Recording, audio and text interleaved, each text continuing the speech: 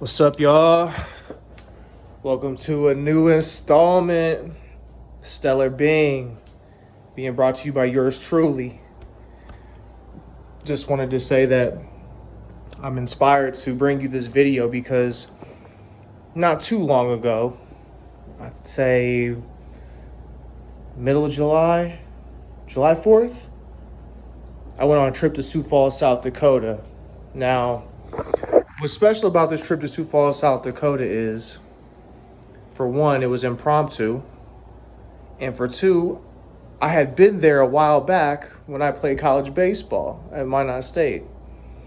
And I actually hit one of my home runs there. One of my collegiate home runs, I hit it to left field, and it was against the University of Sioux Falls. So I was thinking, why not go and visit there? About 3.5 hours away from here in Omaha, Nebraska. So, yeah, let's go. You know what I mean? And while I was there, I did some sightseeing, and one of the beautiful attractions that actually gives Sioux Falls its name, the Queen City, actually comes from the Queen Bee Mill downtown. There's a river, it's called the Big Sioux, and it runs right through the downtown of Sioux Falls.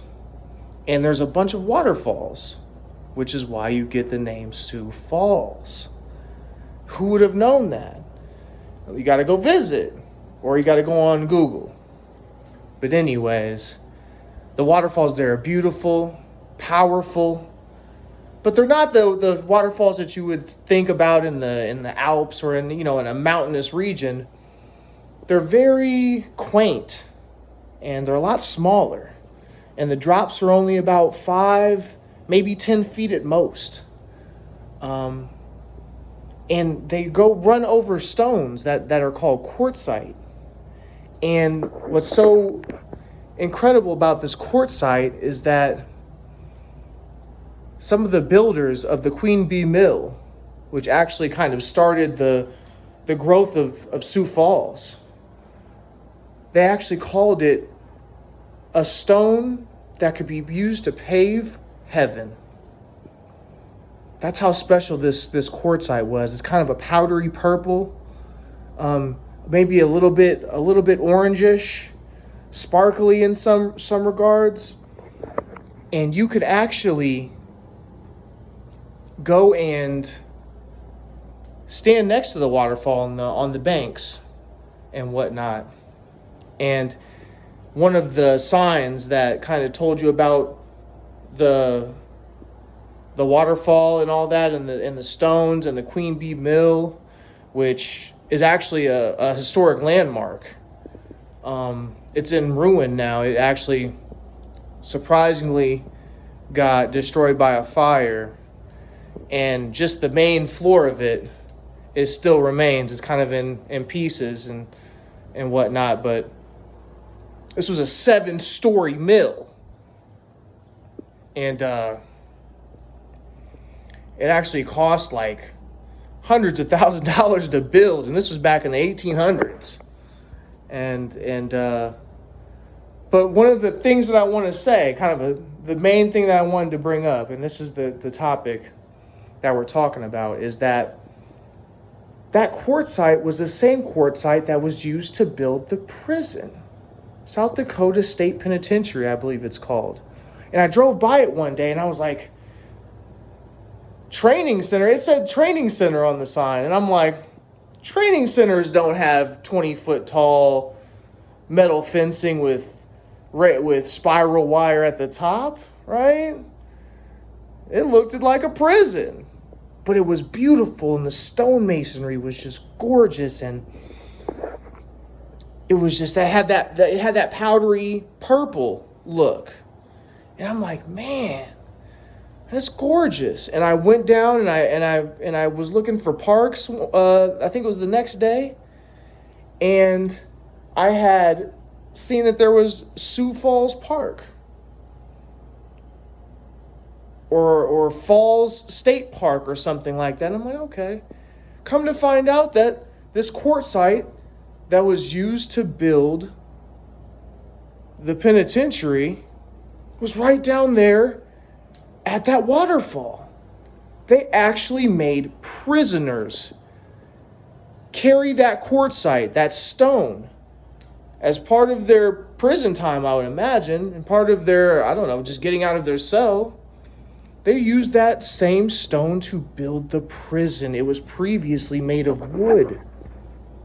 The walls were made of wood. They made these prisoners carry it up there. And long story short, you got to think, these prisoners built their own prison. Could you imagine how much money it would cost to actually hire people, free people, to go and do that? And it got me thinking, man, are prisoners the real slaves of the past, present, and future? We love to think that prisoners are somehow these people that were brought over here from Africa, and we love to associate it with skin color and some kind of, and that is true in many cases. I would imagine there are African slaves and whatnot, but we get too caught up, I believe, in the black as being a slave color. You know, the degeneracy of the color black, and that all that is, when in reality, slaves are prisoners. These prisoners make like pennies on the dollar. And South Dakota State Penitentiary is a training center. So while these prisoners are locked up, they're trained to do jobs. Prison industries. They're making clothes. They're probably boxing up things. They're doing woodworking. In some penitentiaries, they even can do accounting. I mean, they're making shoes. They're making license plates. They're probably putting together all sorts of stuff for pennies on the dollar. And you got to think, who's benefiting? Cui bono? Who's getting rich off of these people's 20 cents an hour? And I'm just thinking, like, when I seen that prison, I'm like, it was a pretty good sized prison, but just to think that these people had to build that, with their own labor, and it was just incredible to think of. And I would imagine that prison is the new slave system. When you go to prison, you lose your freedom. When you go to prison, there is a tag out. There is a bounty out on your head if you leave that prison. Think about when slaves used to leave the plantation. They were getting the hounds after them. They'd probably get beaten, sometimes killed if they left too many times. If they were dangerous enough, they might get shot on sight. So what I'm saying is that prison is definitely and will always be slavery. If you want to truly be free, stay out of prison, because they do not care there. And you got to think of the similarities. And what dawned on me was, when you get released from prison, you get what are called prison release forms, your release papers. And when old slaves of the past were free, they got what? Freedom papers. Do you get where I'm going with that? And prisoners, what do? They serve time. Right? They serve time. And what is time? Money. So they're literally serving time and losing money. They're getting the ultimate shaft. People, stay out of prison.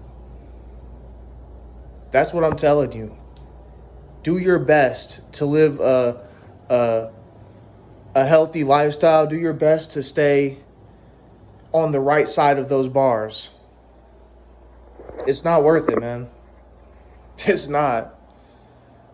Those people built their own jail cells, their own prison, so they can go and sit in there. And they had to do it against their will. Got to make smarter decisions. I love that trip to Sioux Falls. It opened up.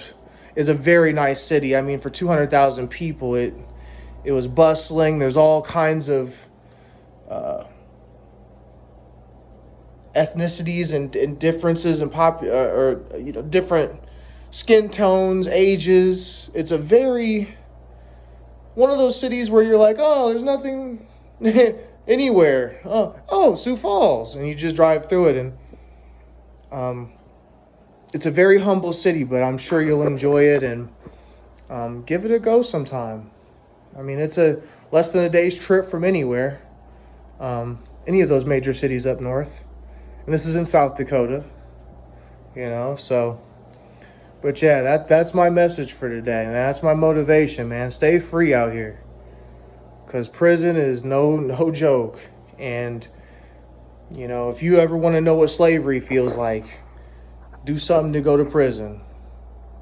Yep, they're gonna give you a number. They're gonna treat you like you ain't shit. If you went there and you ain't get no high school degree, your ass gonna get a GED.